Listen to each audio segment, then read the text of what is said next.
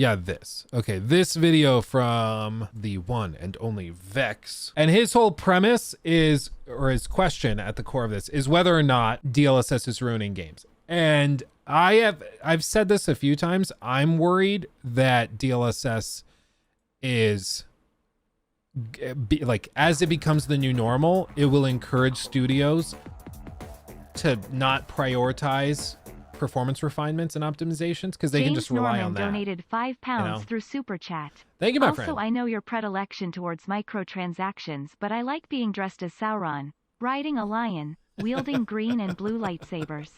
In an Assassin's Creed game. 2 is a new Souls-like action RPG game that is actually really fun. We can't get around that? Dude. I'm gonna die.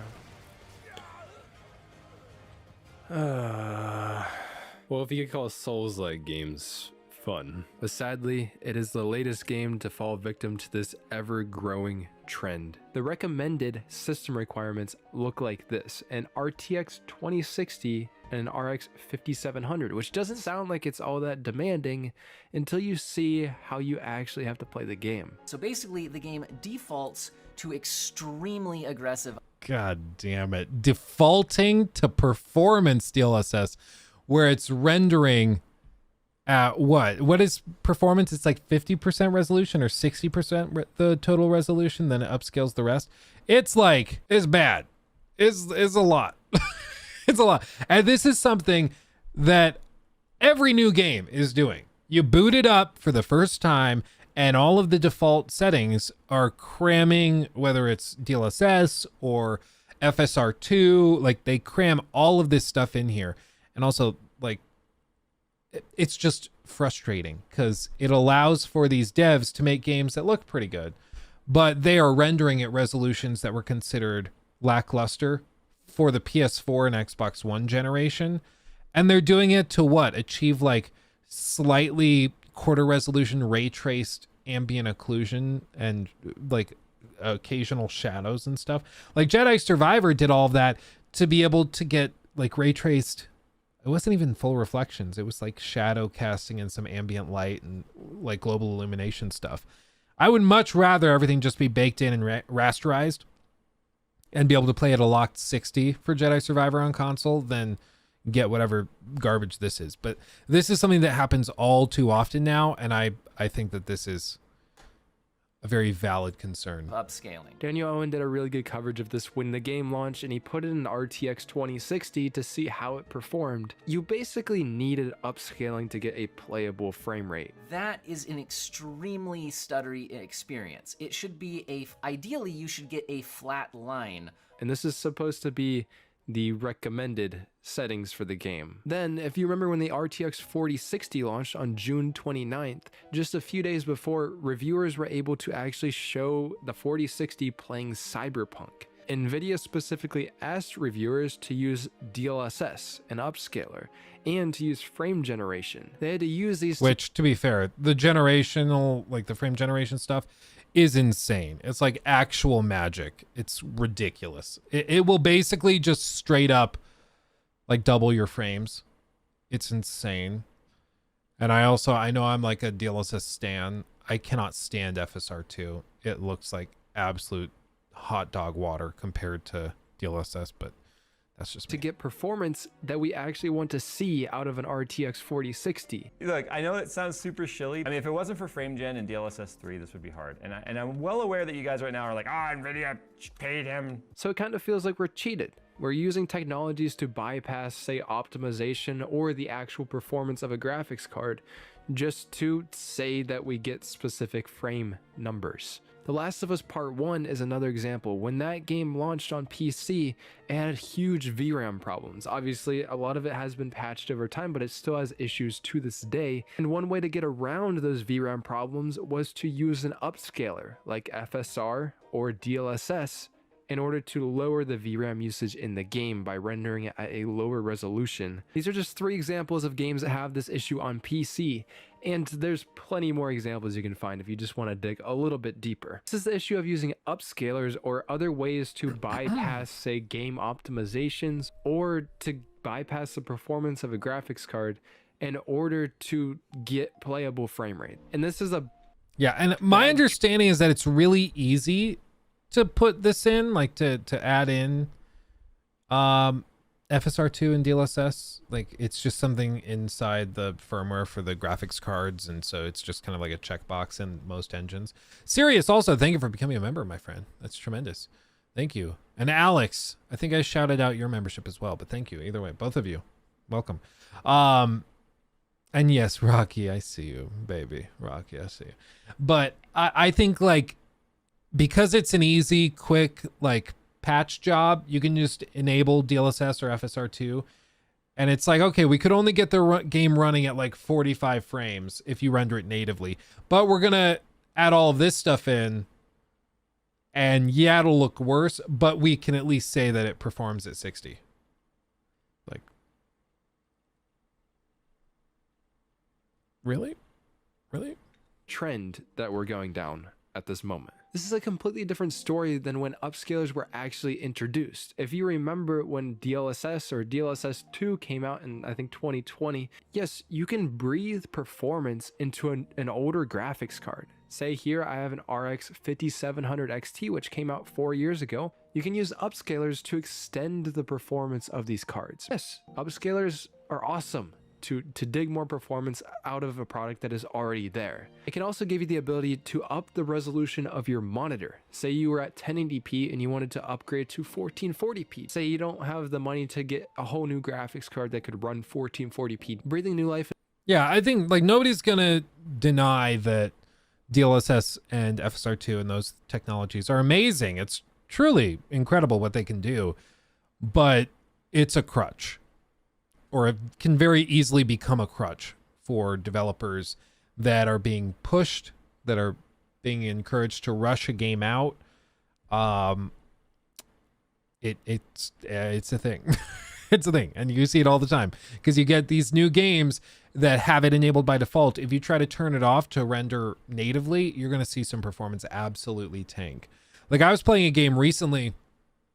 And lol, insert joke about Luke having a 4090 now. But like this computer is literally like the best thing that you could buy on the market today. It just is. Just trying to be like upfront and honest about it. Like if anything could run a game properly at native 4K, this is the computer to do it.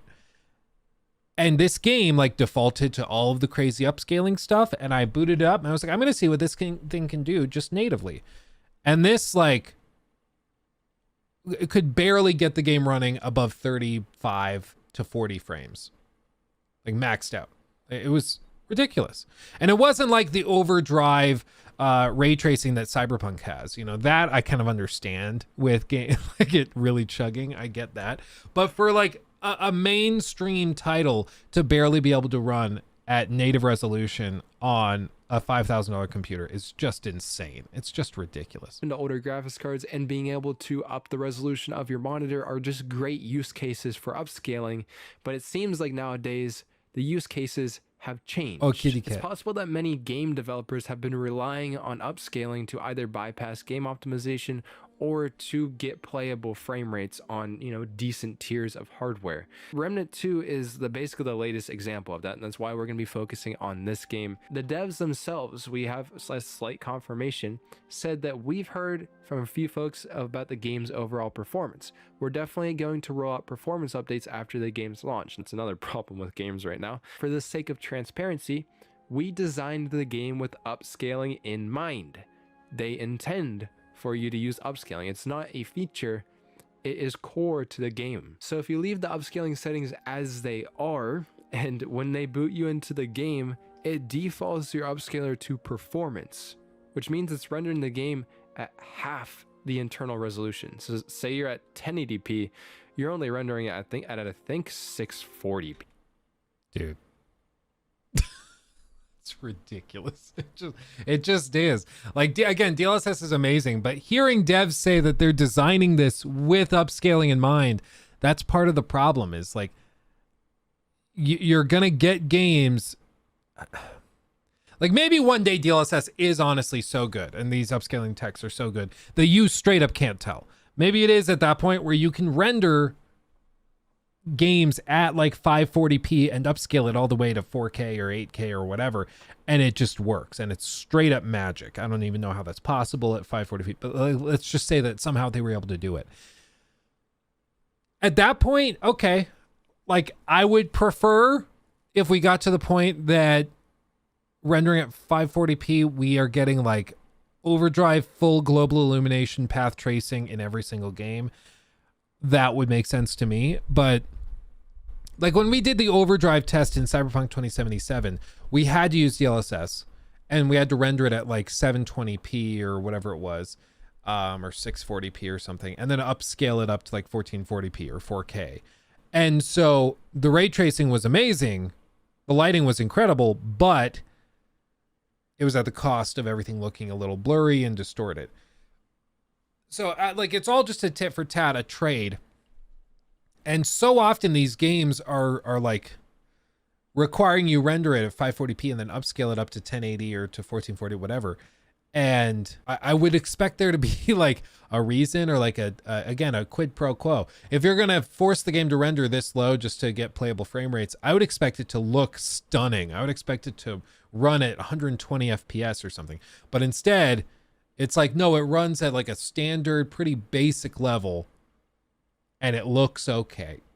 You know, like it's just weird to me. And when I started my game, I was playing on an RX 6800 XT, which is a fast graphics card, and it still defaulted me to FSR performance.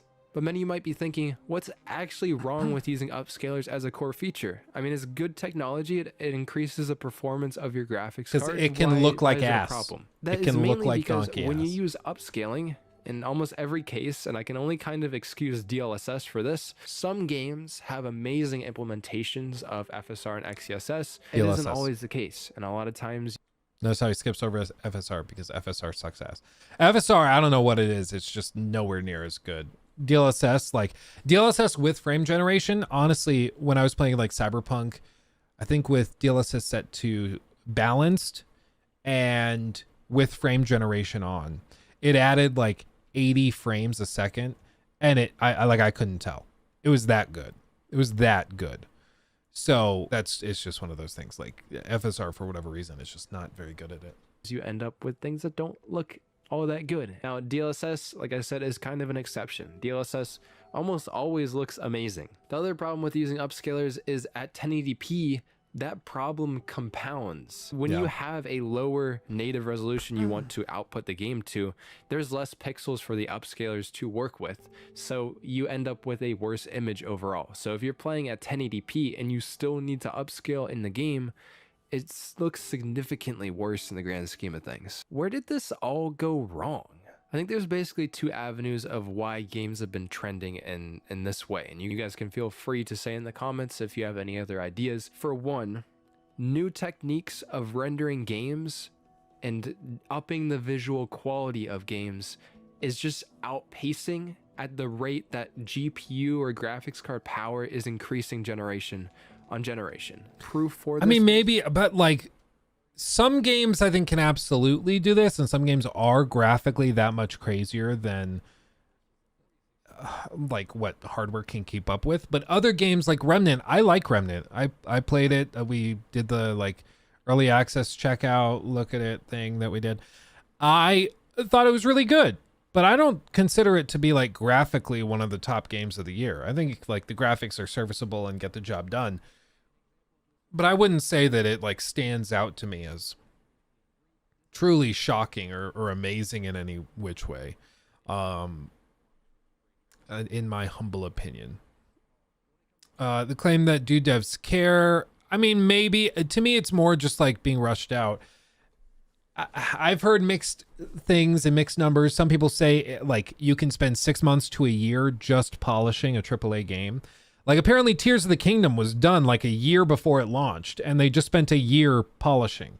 So like, and that makes sense because it's basically running on a toaster. But I mean, I get it. They wanted to spend a year polishing, and a year is millions and millions and millions and millions of dollars for these companies. And so they'd rather just be like, okay, well, we could spend a year, get it running natively at 60, or we could just have it render at like 540p and then upscale it and make it hit 60. Like they're just being given the option. This is one thing I honestly don't know that I would be very, very interested in finding out. I would just love to know where in the hierarchy of a company these decisions get made. Like, let's just say for a game like Jedi Survivor, does the CEO of EA, Andrew Wilson or whatever, does he go to the executives at Respawn and say, listen, we need to get this out now, sooner rather than later. We don't want to rush it.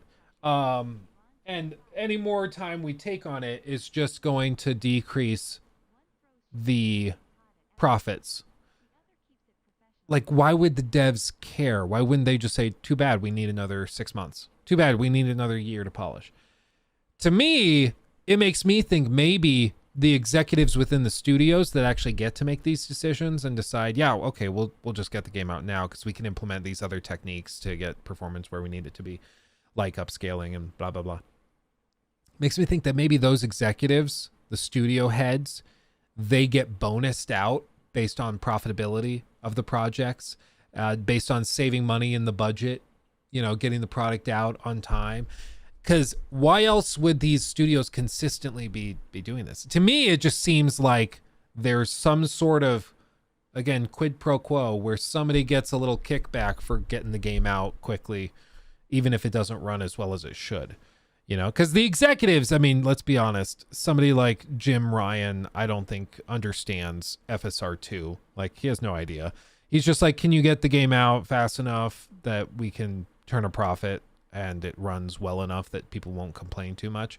Like, that's all he's really concerned with. So those big wigs and people in suits, I don't think care that much.